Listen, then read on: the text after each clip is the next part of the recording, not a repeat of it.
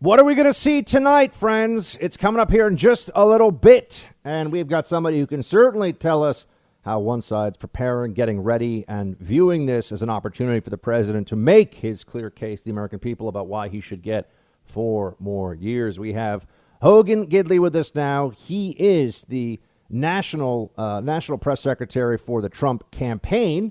Hogan, great to have you on. Oh, Buck, thanks so much for the time. I really appreciate it. So what are we going to see tonight from this president? I mean, I know he's going to be giving us his pitch, but give us a preview of how the president's going to explain to those undecideds why he should get those 4 more years. Well, elections are about choices, and what you have with Donald Trump is a 47-month-long career in politics of record-setting successes.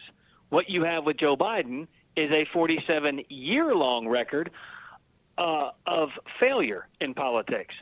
Nothing Joe Biden ever accomplished in the past went to improve the lives of the American people. It shuttered 60,000 manufacturing plants, for example, 850,000 jobs gone because of his embrace of that horrific NAFTA deal.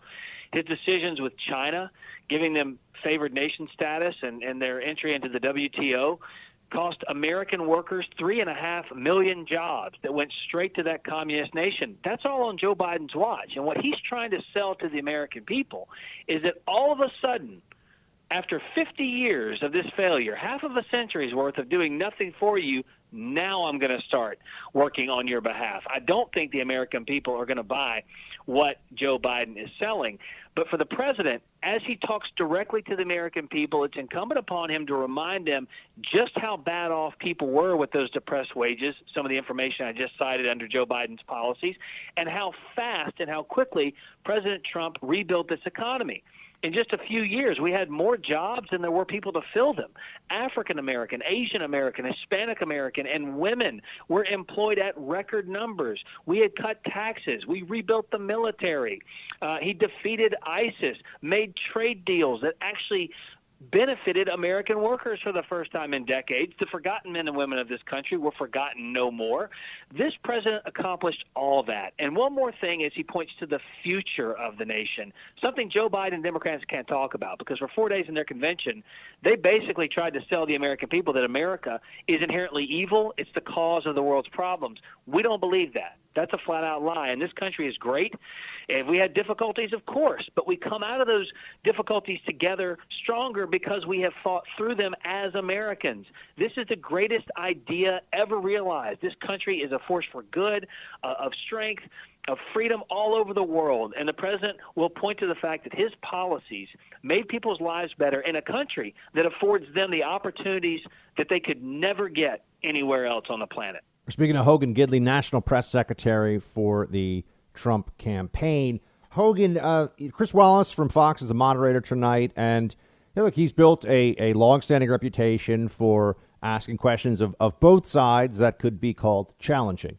One area where he's expected to challenge the president on his record is going to be on the response to COVID-19. And I think the Democrats believe, especially with the change in perception around BLM and the riots this summer, that the COVID response is the single area they can drill down the most and perhaps have to have the biggest gains among those undecided voters. How is the president going to frame and not just defend, but really just expand upon the good decisions that he made in his response to the COVID pandemic? I mean, what's his case going to be? Well, what we know is that this pandemic has killed more than 200,000 people in this country. It was unleashed by China on America. It was unprecedented. It was unforeseen what that communist nation was going to do to the world, not just this country. And the president's going to hold them to account. We already know Joe Biden wouldn't do that. He said he'd relieve tariffs on China and not punish them at all for their decision. He'd even give money back to the World Health Organization, which the president rightly stripped away because they were complicit in lying to the world about this pandemic. But we know for a fact it would be worse under Joe Biden because he said he would never have canceled flights from China and from Europe. Doctors Fauci, Birx, Hahn, Redfield all came forward and said that one decision by this president saved countless lives in this country.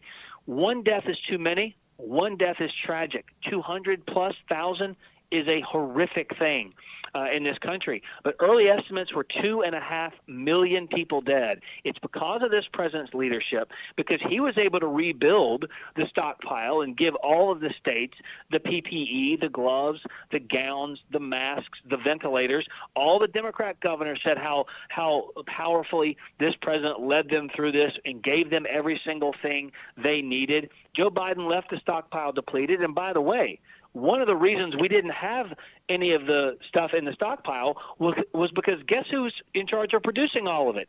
China, because of what Joe Biden did with those trade policies that let China run the market. So we had to develop public-private partnerships in this country.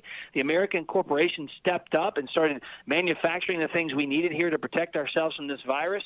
Then the president also put in place the task force that met with governors every week to work with them as well. This is a chance for the president to point out Joe Biden doesn't have a clue on how to handle a global pandemic in a time of crisis. This president does. He's led us through it. We're getting a handle on this. And as we begin job recovery and other things in this country, it's the president whose peace and prosperity message from the first 4 years can continue into the next 4. Hogan, you're out there. I know this is an unusual campaign season, to put it mildly, unlike any other in my lifetime or yours. But you're out there as the national press secretary for the campaign at the events that are going on. We see them on TV. The president is taking his message to the people. What are you hearing? I mean, I'm sure you're in contact with a lot of Trump voters when you go to these arenas, when you're going to these. Sure. What are the things that are on the forefront of their minds and the questions that they would want to see answered in a debate like tonight? That's a great question, and one I've not received yet, but we point to it a lot. And, I was on a show recently where they said, the president's kind of deviated from the safety and security message and the law and order message. And I said, what are you talking about? He tweets about it multiple times a week. He talks about it when he has gatherings for events. And I was in North Carolina with Laura Trump and Diamond and Silk on the Women for Trump bus tour. I crashed the party, and I showed up in North Carolina. We talked to a lot of moms out there, and without fail, top 2 issues, every single one of them said we want safety and security in our city streets. We want to be able to carry a firearm. The Second Amendment we want protected, but we also want federal assets in our town to restore peace and restore order in these Democrat-controlled cities, in these Democrat-controlled states. They say that is a real problem because their children cannot play safely. They themselves can't walk down the street or drive down the street without being concerned for rioters and looters and protesters, all of the Joe Biden supporters out there locking arms, not worrying about COVID, by the way, not wearing masks, because I guess the virus doesn't exist as long as you're smashing in storefronts and stealing merchandise or beating up innocent Americans. But that's what they care about. They really love the fact this president has produced for them. And one of the most interesting points I'd like to say, here's what I hear a lot of. It's not that they like every tweet or love everything the president says, but what they are sick and tired of are decades of politicians talking about doing things and not doing things, being the perfect candidate on paper, being the perfect candidate on television, but not delivering for their family. This president has delivered for their families. They appreciate that. They respect that. They want 4 more years of it. Hogan, before we let you go back to helping run this campaign, which all the people listening right now are hoping you're successful in doing, myself included. So I just want to know how's the president's mindset right now? How's he feeling? You talk to him all the time. Going into this, what can you tell us about the president's vision of what he's going to try to do and just how he's doing given all the pressure he's under? He's actually in a great place right now. Really excited about finally getting to the show tonight, having that debate, taking that message directly to the American people. It's patriotic, it's unifying, it's uplifting.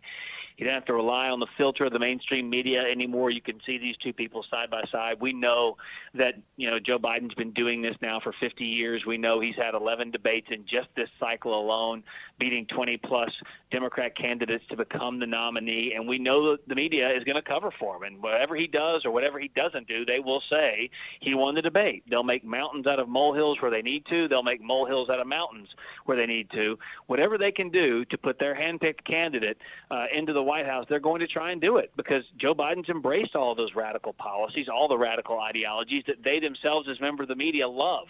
and want this country to be, remade in the image of socialism, if you will. So the president's excited about the opportunity to expose the differences between the two candidates and talk about his vision, not just of the future, but also remind people just where we were and how many successes this president was able to do in such a short amount of time that went to improve the lives of all Americans. National Press Secretary for the Trump campaign, Hogan Gidley. Hogan, thanks so much for joining. Good luck.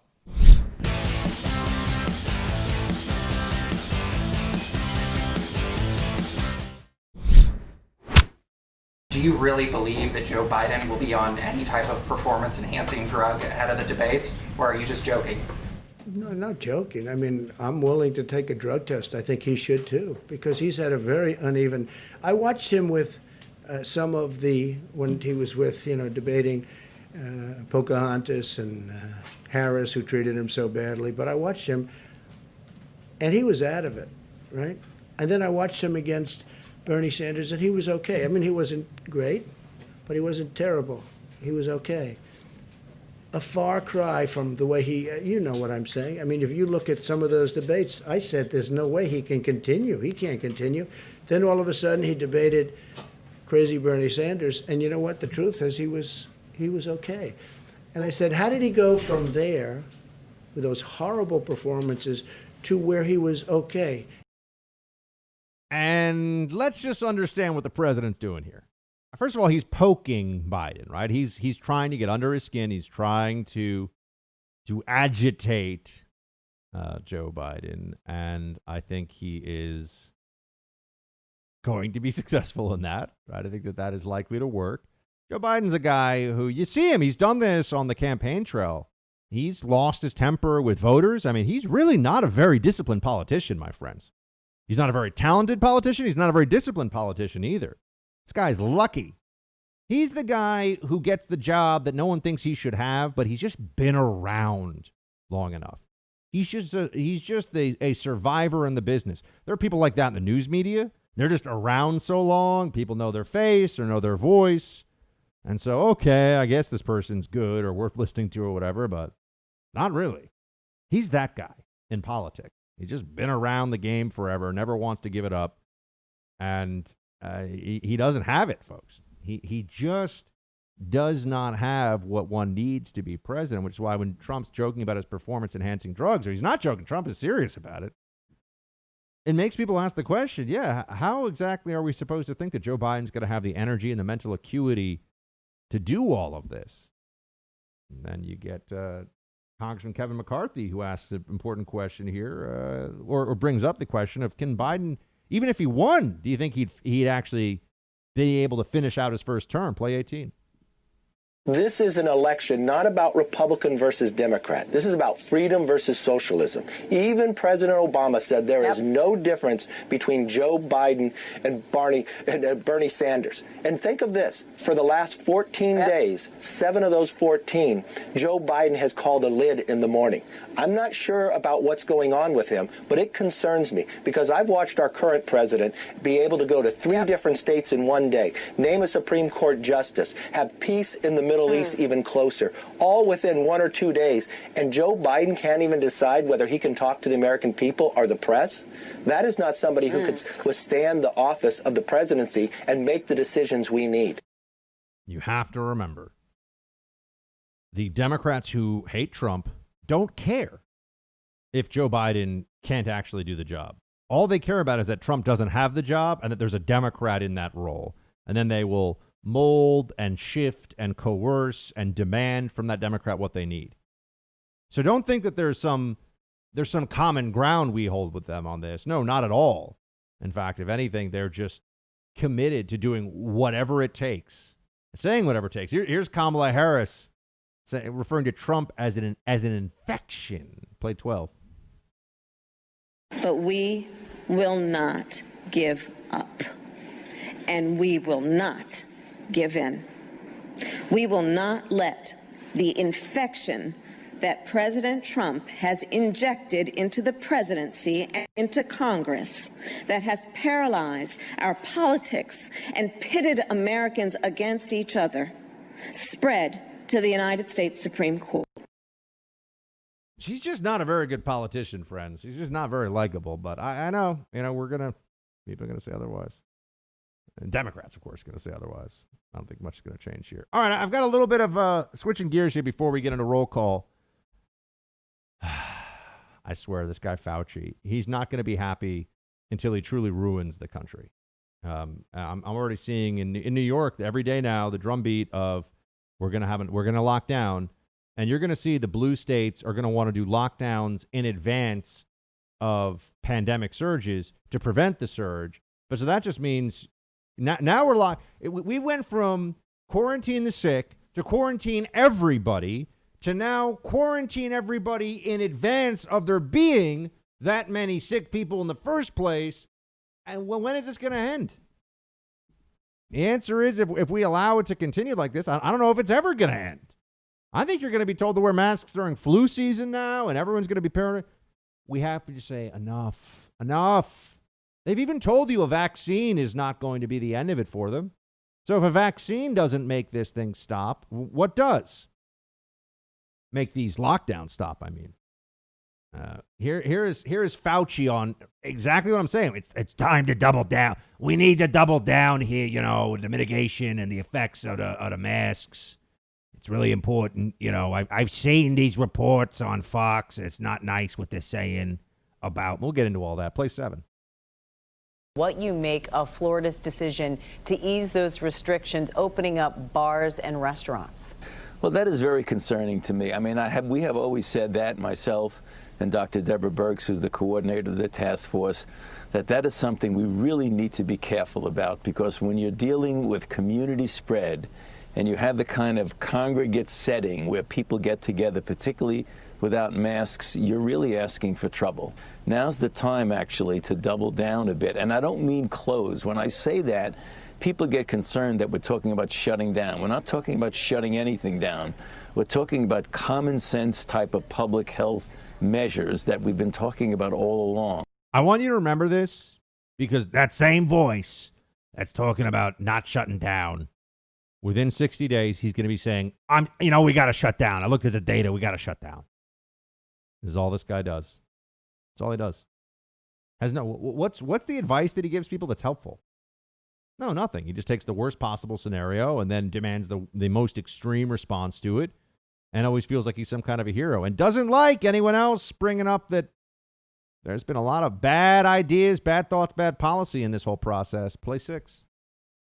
Some of the media that I deal with really kind of, I wouldn't say distort things, but certainly give opposing perspectives on what seems to be a pretty obvious fact. If you listen to Fox News, with all due respect to the fact that they do have some good reporters, some of the things that they report there are outlandish, to be honest with you. I'm concerned that sometimes things are said that are really taken either out of context or are actually incorrect.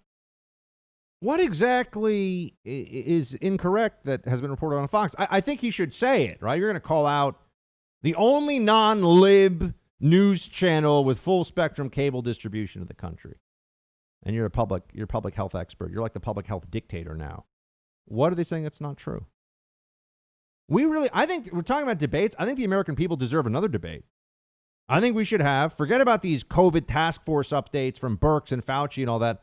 I want to have Fauci with whatever paper and preparation he wants, debating Scott Atlas, Dr. Atlas, with whatever paper and preparation he wants, and see who the American people believe. That's the debate I want to see after tonight.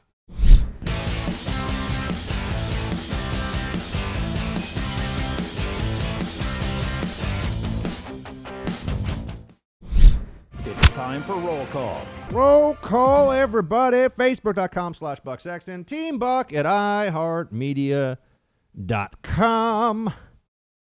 On Instagram, Buck Sexton. Send a direct message to the account there. We will see that as well. But be nice. Usually you are. Not everybody. Sometimes the libs find me. I hate your stupid face and all the stupid things you say. You should just go jump off a bridge. What people? What is wrong with them? You don't like my podcast? It's the best podcast you can hear anywhere on politics? Then don't listen. You know what I mean? Come on. Come on, libs. Grow up. Anyway, Also, Buck Sexton book. Oh, I didn't mention that today on the show. Buck Sexton book. Get the Socialism Survival Guide. Get that copy sent to you, delivered right to you. BuckSextonBook.com. The Socialism Survival Guide with 8 radical predictions that will come true after the election. So it's not just about the issues in the election. It's what's going to happen afterwards, where the country is headed, what kind of socialism we are in store for. BuckSextonBook.com. Please pick up a copy, team. I've been telling you I'm going to write a book for a while. Wrote one. I'm going to write another one soon after this, but get this one. BuckSextonBook.com. All right. Oh, also, I finished season 2 of Cobra Kai last night. It was great until the very last episode, and then it went off the rails a little bit. Producer Mark, have you seen it yet? No, not yet. I can't watch that show about the Creek because I can never talk about the Creek on air without I feel like getting us in FCC trouble. I mean, I think it won every Emmy possible, right? Yeah, but I feel like if I were to talk about it, I'd be up creek without a paddle. Yeah, I think people understand what you're talking about. Yes. It Just say rhymes the with show Mitt. that won all the Emmys this year. Rhymes with Mitt, like Mitt Romney, that creek. It's a very, very good show. That's a good idea. Let's just call it Mitt's Creek. Mitt's Creek. I agree. Yeah, and there you have it. Yeah, it did. I know it did very well this year. Not that I watched those award shows, but I heard about how it did very well. Yeah, at the award I shows, didn't so. watch it. I just saw Twitter exploding because, it's rare one show wins like 7 Emmys. Yeah, producer Nick agrees. Producer Nick, he watched Cobra Kai. It got out of control, man. I was up to that episode. I was like, they've done such a better job with this than I would have expected. The writing is pretty funny. They make the kids, the high school kids' stories pretty, watchable and relatable and stuff. And they do a really good job with the show. Johnny Lawrence is a great character, very well acted, very likable but flawed guy. And he's funny, and I like the way they work in the 80s nostalgia stuff with his music, and then the final episode of season 2, it just got too Hollywood, it got a little ahead of itself. It wasn't necessary. So anyway, and a little too intense, but if you guys haven't seen Cobra Kai, I highly recommend it. First, go to BuckSextonBook.com and get a copy of the Socialism Survival Guide. Then, if you want, you can watch on Netflix Cobra Kai. People were all telling me to cut the cord a while ago. Now I'm supposed to cut the non-cord things like Hulu and Netflix because it's all run by libs. I'm like, guys, I can't watch professional sports. I'm supposed to cut the cord. I'm not supposed to subscribe to Netflix anymore. Like, what's left? I'm going to be watching Turner Reading. Classic Movies all day. You could read a book. Well, yeah, I do a lot of reading. I don't need help with that one. I've actually just finished a book on... it's called City of Fortune, written by Crowley, on the ascent of Venice as a trading and merchant superpower in the Mediterranean from about the year 1000 to the year 1600 or so. Yeah. Oh, my God. I almost fell asleep when you were just reading about what I just, read about. you're lucky Wow. when I talk about the Netflix stuff, Producer Mark, because if this turns into book reviews, we're going to have to give you some extra coffee to keep you awake. Yeah, there's no other option there. You have to keep me awake then. Let's see what Benny has to say. Hey, Buck, you and Bruce Mark are the best podcasts on the net by far. After this weekend's revelations about the FBI text messages between mid-low-level agents, it has me reassessing how far down the rot goes. They knew they were pursuing a suspect in search of a crime, yet there were no whistleblowers. No one had the intestinal fortitude to stand up. I had always assumed it was only the 0.1% at the top that lacked character and could not be trusted. Now we know differently. If the situation had been Trump pushing an investigation like this on anyone, the rats would have been crawling over each other to get a report to Congress first. So disheartening. What say you? Yeah, Benny, no, I think that there is a more widespread culture of, first of all, protect the bureaucracy at all costs, but also... Remember, Democrats, the Democrat mentality is to infuse your politics into everything you do because it's really a religion replacement for them.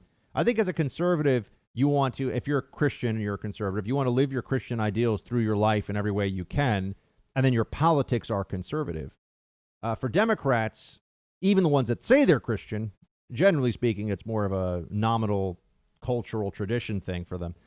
And their real religion replacement is their party affiliation and their political ideology. And so they want to infuse that into all parts of life. What's my evidence for this? Sports, comedy, media of all kinds, news media. I mean, they can't help it. They want everything to be politicized. And Democrats that work in the bureaucracy do the same thing. They don't see something as just being in America's interest. They will see something as being in the interest of America and at the expense of those bad un-American Republicans. That's the adjunct. That's the corollary that they have. So I do think that that's a big problem, and I think we're only going to see more of it as the truth continues to come out, assuming we have 4 more years of a Trump presidency. You guys all know, I was telling you, don't expect the Durham probe to be some big thing. You know, we heard all this great stuff about what a straight shooter he was, but we heard that about Comey, for heaven's sake. So how are we supposed to know? But I don't think the Durham probe's not coming out before the election. And what impact could it really have after the election? I mean, if Trump loses, let's say, the Biden administration is going to say, yeah, whatever. They might even shut it down. Who knows? Yeah, we don't need that. Thanks. Then what happens? Nothing. You think a Biden DOJ would prosecute anyone that was part of the soft coup against the President Trump? You think they would? Of course not. Probably give him a medal, give him a performance increase on their salary. No way they would actually clean house within the bureaucracy. I mean, that's laughable. We all know that. All right. Don. Hey, Buck, does the left not remember these tax codes our president evidently knows backward and forward were written by, as a majority, the Democratic Party? I say President Trump should, by executive order, require all Democrat senators and House of Representatives to undergo an IRS audit, beginning with Nancy Pelosi, shields high. Well, Don, I know you're being a little tongue-in-cheek there. Obviously, we don't advocate for using the bureaucracy as a weapon against our political opponents, but Democrats do. They think that's great. They love the idea of using the bureaucracy as a weapon against people that they disagree with. They did it against the Tea Party in 2011, 2012. The IRS was weaponized against the Tea Party. That's just a fact. And now everyone pretends like, oh, I don't know if that... No, it really happened. So we need to hold them to account for this. And the problem is, if you don't have a Republican administration, then there will be no accountability for this, even when you find out about it. It's very troubling, friends. When people are being prosecuted for their politics, when we have a 2-tiered justice system, one for Democrats, one for Republicans, there's this central ground, this common fabric that holds us together in this country, and it starts to get ripped, and it starts to get torn asunder, and it gets weaker. And it's getting weaker every day now. It's not good. It's a very serious problem the country faces. It's beyond even just this one election, although this election certainly plays into it in a big way. BK! Producer Mark, were you ever a Burger King guy or always McDonald's? I dabbled eating at Burger King, but do you have an wasn't opinion my favorite. on whether the BK broiler was better than the Big Mac? I'm very picky with sauces, so I always preferred a Whopper because it didn't have any mayo-like sauce on it, and I hate mayo. The Whopper doesn't have sauce? Oh, so that's Wendy's, right? What do you mean? Isn't the Whopper a Wendy's thing, or is that a... No. The Whopper is Burger King, the Big Mac is McDonald's. What is the Wendy's burger called? I don't think... They don't have like a they name have a for name one? for it. Oh, my Yeah, bad. no. Okay, yeah, I don't know. I obviously can't eat much in the way of fast food because of all the gluten and all of it, but I was just wondering if that's a thing.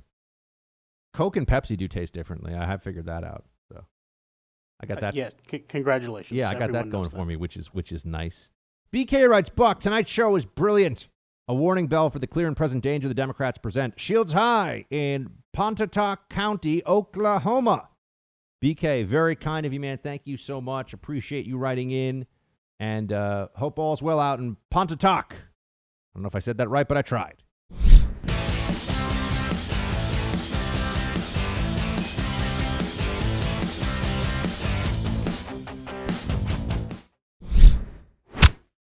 Oh, man, we're getting up close to it. Going to be this debate in just a matter of minutes, my friends. At least from when you're listening to this broadcast on radio, just a matter of minutes. Going to see how Joe stacks up against the Trumpster. I think we don't know. We don't know. I mean, I believe Trump's going to be great, but we got to see. We got to see what kind of Biden shows up. I've heard they're checking to see if he has any special earpiece put in or something to give him answers when he's on the debate stage. That wouldn't surprise me at all. I mean, he really is a puppet. The whole thing is so absurd. TJ, Buck, I second Jimmy's theory from yesterday. They're trying to adjust Joe. My wife works at a long-term care facility, and she has told me that dementia patients experience what is called sundowning later in the day. This is usually the time when they display the worst symptoms that people associate with dementia. If it's true that Biden is in the early stages of dementia, his team would have to try to mitigate this by pretty much reversing his sleep schedule, seeing as the debate isn't until 9 p.m. tonight. Well, TJ, I think you and your wife know a whole lot more about this than I do. I do think that they have been very obviously trying to limit Joe Biden's energy output for weeks now so that he'll be up for this. And, all that it takes is that guy to look. Because remember, folks, he's not running for chairman of like the best fudge factory in town or something, right? I mean, he's running to be the president of the United States, the leader of the free world. That there's any real question about his physical ability to do this should be disqualifying in a sane universe, but we're not in a sane universe. We got too many Democrats running around. There you go. James, I've listened to all the podcasts for about 6 months. I'm suggesting that the attack of the Dems against ACB will be on the academic front. Some former classmate, student, or colleague will come forward purporting that she in some way cheated, plagiarized, or committed some other academic fraud. It's not enough to torpedo her nomination. They must make any future work in academia unlikely, if not impossible. Total destruction of a candidate, any Trump nominee, is their mission. Shields high and loan ACB one if you have an extra. James, I think you may be correct here in that there's a very real chance, in my mind, that they will try some kind of an attack on ACB's academic record like that, but that will not be sufficient in my analysis. That would not be enough. I mean, Republicans will still vote for Amy Coney Barrett, even if they find that someone alleged that she plagiarized something, in 1983 or whatever. Remember, Joe Biden plagiarized a speech when he was a politician. Joe Biden got into trouble for that when he was running for president the last time. So I don't think that that's enough. No, what they're looking for, they want to find either ACB associated with someone. It's not going to be her. Associated with someone, probably some kind of religious affiliation that's really anti-gay or really, racially insensitive in some way, and then try to use that as the line of attack against her. And I don't even know if the racially insensitive or racist connection, remember, not her, but someone that she's affiliated with or, whatever it may be, they try to just, muddy up the confirmation process a little bit. The anti-gay thing, that I think they're going to go for that. I don't know if that will be a sufficient line of attack. I doubt it. But I've thought this through many, many times, and they're just not used to having somebody who is female and academically credentialed like this as a conservative judge as the person to attack. They attacked Kavanaugh. They attacked Miguel Estrada. They attacked Bork. I mean, they attacked Clarence Thomas, right? They know how to go after guys in this role. They haven't gone after, but I'm not saying they won't, folks. I'm the one who keeps warning you. We could get to the ninth inning of this confirmation process, and then we see what the real assault is. Then we see that's what they did to Kavanaugh. So that wouldn't be surprising in a sense at all, right? The whole idea is to get through everything and then at the very last minute try to unsettle the opposition, unsettle the other side by throwing something into the mix that they could not have anticipated. Tristan, if the ACB is treated to even a hint of what Kavanaugh went through, I really think all hell will break loose. Why should she be subjected to this ill treatment is beyond me. It accomplishes absolutely nothing. It's common knowledge that no pick by President Trump will get a pass from the left. Partisanship is basically dead in the water right now. The Supreme Court is now politicized and has to be steered back to the Constitution. I mean, Tristan, I think you're right, but remember, the Democrats are perfectly willing to be unreasonable about all of this. They're not they're not approaching this from a place of decency or moral. So telling them that they're being immoral and indecent in the way they attack ACB, sadly, isn't going to do very much. But I hear you, Tristan. Good thoughts. Good note. Thank you. Mark. Buck, they're doubling down in Colorado over COVID restrictions. The Department of Health is going to have restaurants build little greenhouses in their parking lots for customers to eat. You can't make this up. Why no resistance to this? Mark, I don't know, man, because, I've had people on the right even saying, Buck, you're too upset about the COVID restrictions. No, I'm not. I'm not upset enough. I disagree with people that are, oh, Buck, you're always fighting about the masks and stuff. No, they're going to make you mask forever. Just keep conceding and see what happens. They're not going to get tired. They're never going to get tired of this. What I keep telling everybody. Crow writes in, greetings, Mr. Buck and producer Mark. May the buck be with you.